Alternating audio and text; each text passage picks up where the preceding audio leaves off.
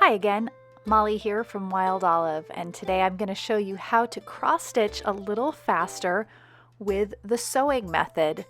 This lets you take a full stitch at one time, keeping the needle on the front of your fabric.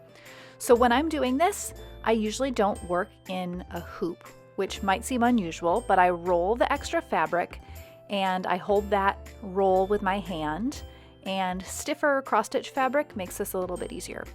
But to take a stitch, also by the way, I'm holding this a little sideways, which is easier, but you go in through one hole and come back out through the next hole over. So in this case, these are angled stitches, so I'm really going in at the top of the stitch and coming down at the bottom, which is where you would start your next stitch.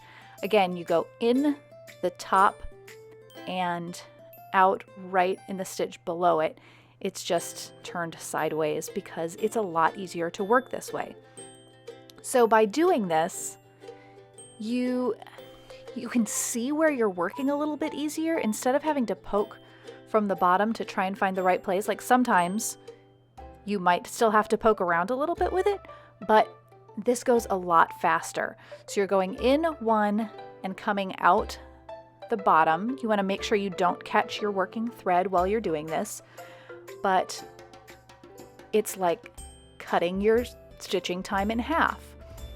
Now, again, you can see here's a row of stitches in the correct orientation for how you would view your finished stitching, but working to the side, and you can work this basically in any direction.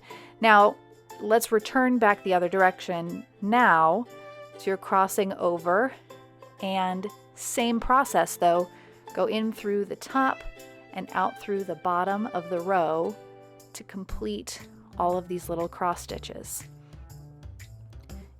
Just like when you're stitching using what is called the stabbing method, coming up and down both ways, you may still have to find a good path to travel as you're stitching, but this method will work no matter what path you choose. You just have to turn your work. Now at the end of this, instead of coming up in the hole directly below to start the next row, you just come out one row below that, and from here you would be ready to start your next row using the same method.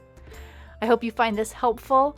If you liked this video, be sure to leave a like below. Thanks so much for watching.